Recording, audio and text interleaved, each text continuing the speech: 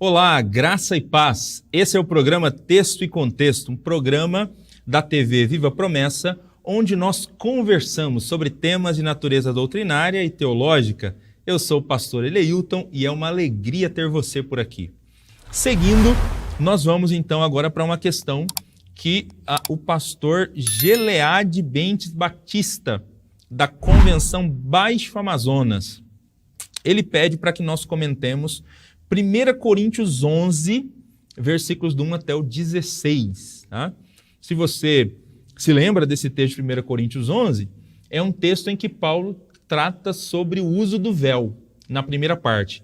A segunda parte de 1 Coríntios 11 é uma fala de Paulo sobre a ceia do Senhor, mas não é a questão aqui. Na verdade, quando o pastor Gileade pede para comentar sobre 1 Coríntios 11, o foco está nessa primeira parte, onde Paulo fala sobre o uso do véu para as mulheres, né?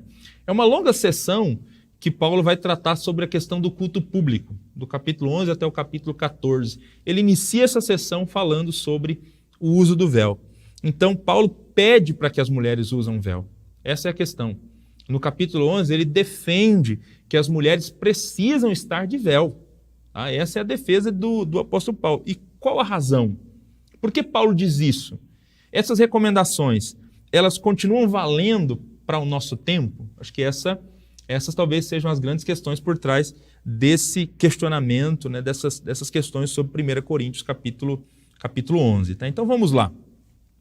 Primeiro é importante lembrar que o véu fazia parte do vestuário das mulheres no mundo antigo, inclusive no mundo greco-romano e na cidade de Corinto, que era uma cidade que estava na Acaia, na Grécia. Então, as mulheres do mundo antigo usavam véu, tanto mulheres judias quanto mulheres no mundo romano, no mundo greco-romano, as mulheres usavam véu nas cidades. Se você procurar gravuras daquela época, você vai encontrar, e também arqueologia, enfim, relatos históricos da época, é possível encontrar, né, na literatura da época essas informações sobre o uso do véu. Nas catacumbas se pode ver muitos desenhos nas paredes feitos pelos cristãos. Por algum tempo os cristãos eles acabaram congregando em catacumbas, né, túneis subterrâneos nos períodos de perseguição, e nas paredes desses túneis eles desenharam, às vezes desenhavam as celebrações cristãs. E nesses desenhos nós temos mulheres cobertas, com a cabeça coberta com um véu. Tá? Tem aí as duas imagens que estão sendo projetadas, né, dessas gravuras que datam ali aproximadamente do 2º século depois de Cristo, que foram encontradas nessas catacumbas subterrâneas onde cristãos congregavam. E você tem mulheres aí usando o véu. Tá? Bom, mas 1 Coríntios capítulo 11, nesse texto então, exatamente porque era um costume das mulheres usarem o véu, e nós estamos falando de uma época em que é cultural o uso do véu, Paulo vai dizer que as mulheres precisam usar o véu. Quero, porém, que entendam que o cabeça de todo homem é Cristo, o cabeça da mulher é o homem e o cabeça de Cristo é Deus. Né? E aí ele vai dizer, todo homem que ora ou profetiza com a cabeça coberta desonra sua cabeça. E toda mulher que ora ou profetiza com a cabeça descoberta desonra sua cabeça, pois é como se a tivesse rapada. Se a mulher não cobre a cabeça, deve também cortar o cabelo.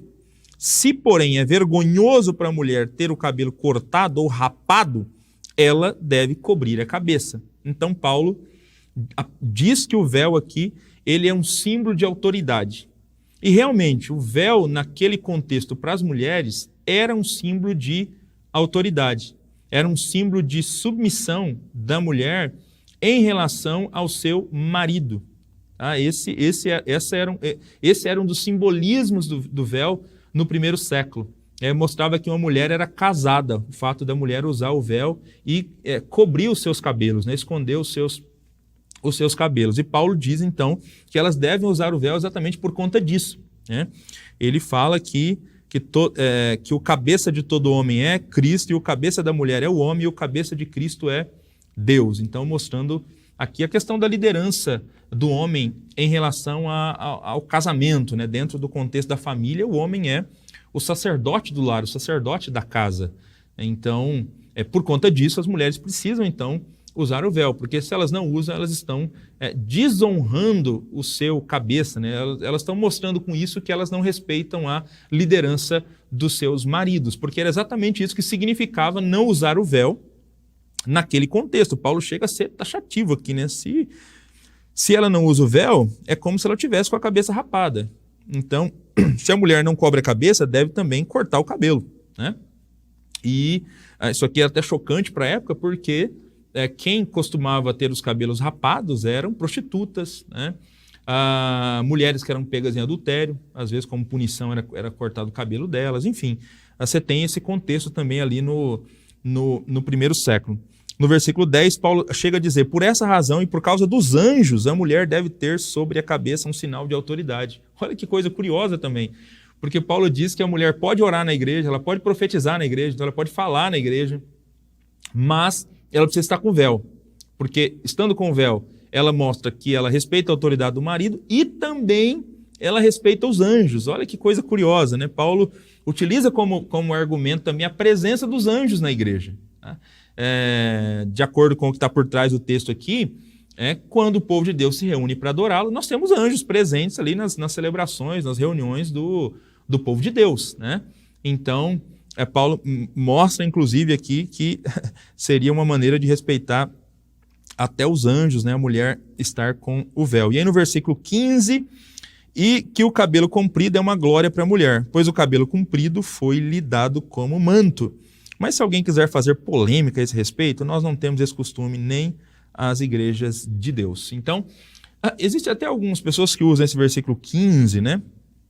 É quando Paulo fala que é natural que a mulher tenha o cabelo comprido, e o cabelo comprido é a glória da mulher, e o cabelo comprido é dado em lugar de véu, para dizer que nesse texto aqui Paulo está dizendo que se a mulher tiver cabelo comprido, ela não precisa usar o véu.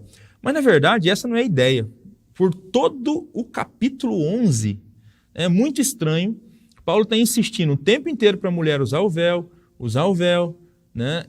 Por conta dos anjos, por conta da autoridade do marido, né? Se não usar o véu, é melhor rapar a cabeça. E aí, de repente, no versículo 15, ele dizer que o cabelo comprido foi dado no lugar do véu, então não precisa usar o véu se ela tiver o cabelo comprido. É óbvio que essa não é a ideia. Na verdade, o argumento de Paulo aqui no versículo 15 é que o véu serve como um véu secundário. O véu, né, literal mesmo, que as mulheres usavam, serve como um véu secundário, porque o cabelo da mulher, o cabelo longo da mulher, já é um tipo de véu. Então ela já tem um véu natural. Porque, na verdade, nós estamos falando aqui do mundo greco-romano, e de fato as mulheres tinham o cabelo comprido, os homens tinham o cabelo mais curto, né? Não era assim na Palestina, onde os homens tinham o cabelo um pouco mais comprido, mas no mundo romano, de maneira geral, os homens usavam o cabelo curto e as mulheres o cabelo longo. Você pode ver, por exemplo, nas imagens dos imperadores romanos, né? No busto dos imperadores romanos, que às vezes a gente encontra disponível na internet, estátuas antigas. Geralmente o cabelo deles são cabelos curtos, porque era assim que era a moda para os homens naquele período. Homens usavam cabelo curto, mulheres cabelo longo. Então, Paulo está dizendo, de acordo com a própria natureza, a mulher tem o cabelo longo, ela já tem um véu natural. Esse véu natural é um convite para que ela use esse véu secundário, né? Esse véu artificial que é colocado sobre o cabelo. Então, os cabelos longos da mulher como que convidam o uso do véu, porquanto as duas coisas encerram o mesmo simbolismo, tá? Esse era o costume das igrejas, como eu já disse, já foram encontradas imagens, né, desenhos de pessoas da época, né, que tentaram retratar os cultos cristãos em diferentes lugares, e as mulheres são retratadas como que usando o véu, porque esse era o costume das igrejas daquela época, e Paulo disse que não quer ficar discutindo isso para quem quiser fazer polêmica a respeito desse tema, tá? Bom, mas aí a grande questão é, ok, pastor, mas se isso é verdade mesmo, se Paulo está insistindo o tempo inteiro para que as mulheres usem o véu, as mulheres de hoje precisam ou não precisam usar o véu, né? Essa é uma recomendação que continua valendo para as mulheres do nosso tempo? Bom, não. A resposta é não. E por que não? Porque a grande questão que está por trás desse texto é um possível ato de insubmissão das mulheres em relação aos seus maridos. É um possível ato de insubmissão delas contra as funções estabelecidas por Deus no contexto da família. Então, o fato das mulheres em Corinto estarem querendo tirar o véu, não usarem mais o véu, como era o costume da época, na verdade, é muito mais do que simplesmente querer abandonar uma peça do vestuário. Essa atitude das mulheres, né, mostra o que está no coração delas. Por conta da liberdade que recentemente elas ganharam em Cristo Jesus, elas não querem mais viver, aceitar essas funções que Deus estabeleceu. Essa ideia de que o homem é o líder em casa, de que o homem é o sacerdote no lar. Veja, inclusive para aqueles que estão nos assistindo, eu chamo a atenção que nas duas cartas, onde nós temos textos que falam sobre essa questão das mulheres, nós falamos aqui num dos nossos programas sobre 1 Timóteo capítulo 2, texto que Paulo fala para as mulheres, que as mulheres fiquem em silêncio, não é permitido para as mulheres ensinar. Nós explicamos lá o contexto desse texto num dos nossos programas.